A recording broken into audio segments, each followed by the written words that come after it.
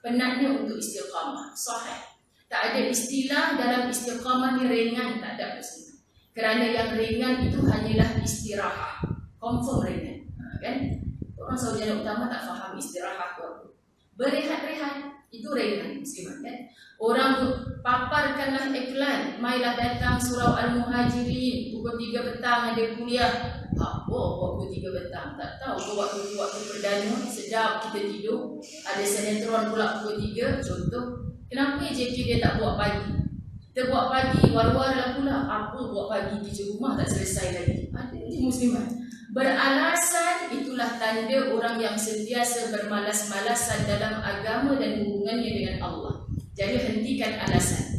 Hari ini kita berada di sini muslimat, bukan ini yang pertama, bukan ini yang terakhir. Bahkan kita mulakan kerana kita memupuk dalam diri kita istiqamah dalam hijrah. Kita berhijrah dah. Awal dulu lagi kita berhijrah. Daripada mana kita berhijrah muslimat? Sebagai orang beriman kena faham kehidupan kita bukan macam cara fahamnya orang kafir dalam kehidupan. Aku hidup dah sekarang, satu hari nanti aku akan mati. Sebab tu di negara-negara maju kita tak pelik mereka ni membina kekayaan luar biasa untuk tujuan kekayaan di dunia, kejayaan di dunia. Tapi bila ada masalah muslimat, kadang-kadang biasa dengar orang-orang yang sukses ni mereka mati bunuh diri. Na'udzubillah. Kerana apa? Kerana tidak ada iman. Iman memberitahu pada kita bila didapati mati bunuh diri kerana putus asa dari rahmat Allah, tak guna segala nilai solat. Iman walau sebesar zarah itu sudah tidak dipandang oleh Allah bila kita berputus asa dari rahmat Allah. Ya, jadi hari ini orang yang mengaku beriman ada ujian besar mana, kecewa macam mana, dia akan teruskan kehidupan selagi mana dia hidup. Sebab bila namanya hidup mesti seiring dengan ujian. Muslimat. Kita bila faham bahasa Al-Quran, bila namanya hidup mesti seiring dengan ujian. Tak ustazah, saya dah 40 tahun hidup tak pernah ada ujian. Suami okey, anak-anak cemerlang, rezeki alhamdulillah, itulah ujian.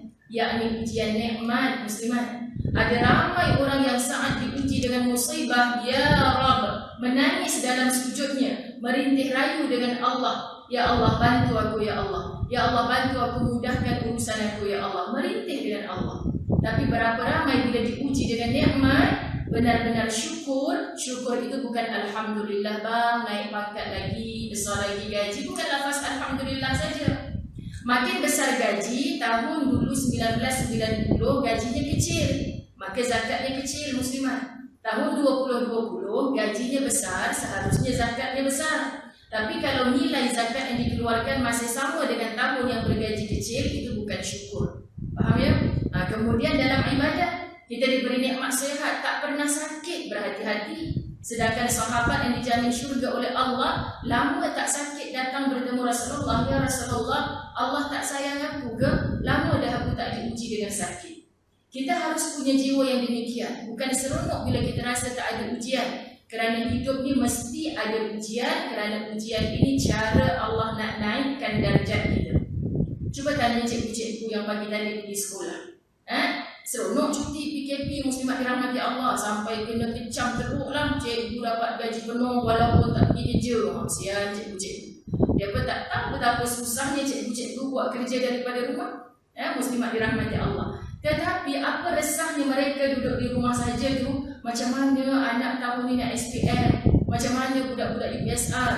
Ada satu sahabat saya ni mengajar di sekolah muslimat, diuji Allah dahsyat. Tahun ni adalah tahun pengharapan kerana ramai anak cikgu ambil UPSR. Bila ramai anak cikgu ambil UPSR, budak-budak hebat pandai-pandai, mereka target tahun 2020 ni nama sekolah mereka naik, muncul juara di seluruh negeri tersebut. Jadi kita kata, wah hebat orang ni. Itulah Allah mengatasi perancangan kita ni gagal. Allah ada perancangannya tersendiri. Ternyata budak-budak pandai ni muslimat, mereka bela daripada darjah 4-5. Tahun ni UPSR paling hebat, sepatutnya Allah rehatkan tanpa UPSR tahun ni. Jadi kita hanya boleh merancang. Tapi mereka cari juga macam mana nak letakkan budak-budak ni tingkatan 1 nanti ada ujian-ujian tertentu. Maka budak-budak lega. Buat apa buat homework cikgu, bukan ada UPSR pun. Tapi muslimat perlu satu-satu tes untuk mereka, ujian untuk apa? Untuk menentukan nanti mereka ni nak pergi aliran mana, darjat yang mana. begitulah dalam kehidupan kita. Maka orang beriman dan memahami ayat Quran bahawa hidup ini beriring dengan ujian, dia akan resah bertanya, ya Allah, sayang tak Allah pada kita bila hidup kita ni tak ada ujian. Jadi dalam hijrah sudah pasti penuh ujian. Dari kecil dulu kita duk menyanyi muslimat. Kita menyanyi kan daripada kecil. Hijrah itu pengorbanan, hijrah itu perjuangan, mesti berkorban kalau namanya hijrah. Mesti ada perjuangan bila namanya hijrah. Perjuangan ni dalam Islam apa? Jihad. Jihad ni apa muslimat? Perlu menempuh susah payah. Kalau tak ada susah payah, maka itu bukan perjuangan, itu bukan pengorbanan. Jadi dalam hijrah mesti ada susah payah. Saya suka nak tadabbur dua ayat dalam Quran. Satu daripada surah Al-Baqarah, muslimat dirahmati Allah, ayat yang ke-218. Surah Al-Baqarah ayat 218. Ini ayat ni popular sangatlah kalau dalam musim-musim hijrah ni. A'udzu billahi minasy syaithanir rajim. Innal ladzina amanu wal ladzina hajaru wa jahadu fi sabilillah ulaika yarjuna rahmatallah wallahu ghafurur rahim. 218 surah Al-Baqarah. Sesungguhnya orang-orang yang beriman, Allah nak fokus tentang kalimah hajar, orang yang berhijrah. Ayat ini Allah tak gunakan kalimah ya ayyuhan nas, wahai manusia. Allah guna innal ladzina amanu, wahai orang-orang yang beriman. Innal ladzina amanu, sesungguhnya orang-orang yang beriman. Siapa orang beriman? Bila kita baca Quran, kita orang Melayu. Kita Malayuiyah, bukan Arabiyah. Nak dapatkan lahjatul Arabiyah tu cukup payah muslimat. Malayuiyah kita, Jawaiyah kita, Banjariyah kita, tak kisahlah apa-apa pun. Tapi dalam kita baca mengaji Quran tanpa mengkaji, kita tak faham maksud Al-Quran. Sebab itu saya kempen dengan orang Saujana Utama. Apa yang TV Al-Hijrah telah siapkan, My Quran Time. Muslimat, hikmah PKP. Kan kita dengar Masya Allah, kita tahu cerita dalam Quran. Sekarang ni baru tamat habis surah Al-Baqarah, muslimat dirahmati Allah, masuklah kepada surah Ali Imran. Kita yang jap tengok, jap tak tengok, Ali Imran dah. Bertanya pula kita. Padahal awal dulu dia khabar dah. Setiap hari makan masa 2 tahun lebih sedikit, habis seluruh Al-Quran 1 hari 1 muka surat. Muslimat dirahmati Allah. Pukul 12 tengah hari. Orang sibuklah ustazah hantar anak pergi sekolah. Pukul 5 petang, kita nak baca maksurat. Pukul 5 petang, ustazah, itu alasan. Tak apa cik, 10 malam. 10 malam ngantuk, nanti 4 pagi nak bangun qiyamul lail. Tak apa, nanti lepas subuh cepat-cepat lipat telekong, zikir atas katil sambil tengok TV. Buat apa tengok TV pagi ustazah? Ulangan yang 3 kali semalam. Tak ada alasan dalam tempoh 24 jam muslimat. Kita siap boleh rekod lagi drama mana, sinetron mana, hero dia mati ke hidup. Mak mentua dia dah baik ke belum. Macam itulah kita muslimat dirahmati Allah. Tapi rancangan yang nak bagi kita faham dengan Quran. Saya terkesan dengan My Quran Time. Bila saya bersiaran setiap hari Sabtu di TV Al-Hijrah, saya puji mereka muslimat. Masya Allah.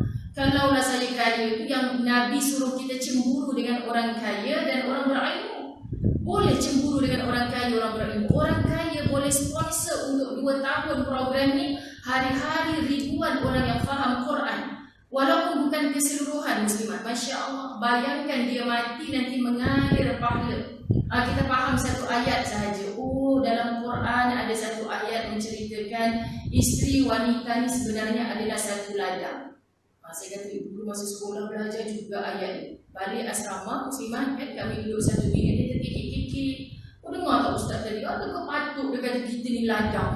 Mana boleh ladang? Ke benda ladang? Dah tak kahwin lagi, tak faham apa maksud ladang tu kan muslimat. Rupanya Ustaz Fazrul menceritakan Masya Allah, kahwin je tahniah orang lelaki. Lepas ni kita ada ilmu ni, anak kahwin tahniah saya, anak bujang ibu ni dah jadi petani dah sekarang. Tujuh hal petani. Suami dah petani masuk Quran. Masya Allah, kamu ni kalau bercucuk tanam benih, kalau tinggal macam itu saja boleh tumbuh dengan baik tak benih tu? tak boleh tumbuh dengan baik dan takkan memberikan hasil pada kamu. Jadi hari ini telah diijab kabulkan, sah, halal, mak restu, ayah restu, kamu jadi petani, bercucuk tanam pada suami isteri. Hadiri saat halalnya dia, saat bersihnya dia. Quran menceritakan saat di dalam haid jangan hadiri. Muslimat dirahmati Allah, jangan datangi dia untuk tidur bersama dengan isteri. Muslimat dirahmati Allah, semua diajar dalam Islam. Datang pula sunnah Nabi SAW. Nak mendidik anak bukan ketika anak masuk darjah 1, minta maaf sebut ketika pancutan air mani suami yang pertama masuk ke dalam rahim isteri. Tu dia ustazah tak faham. Kena mengajilah muslimat dirahmati Allah. Sebab apa? Sebab bila kita faham mengaji, Masya Allah, rupanya nak bersama dengan suami ini pun satu rezeki daripada Allah, satu nikmat tergambar terus. Kalau jadi benih, ya Allah, benih yang baik, nanti akan membuahkan hasil yang besar pada kita. Biar tak memberi kekayaan pada kita, tapi mati kita macam seolah-olah orang yang masih beribadah, kerana kebaikan yang kita pertonton pada anak-anak diamalkan oleh mereka. Subhanallah. Sebab itu jangan tinggal. Jadi biasa tengok ibu tunggal, ibu tinggal. Kerana apa muslimat? Suaminya hanya menanam benih, tetapi dibiarkan begitu saja, tidak menyemai, tidak membajaki. Jadi kejayaan seorang wanita tergantung pada siapa pasangan hidupnya, dan begitu juga sebaliknya.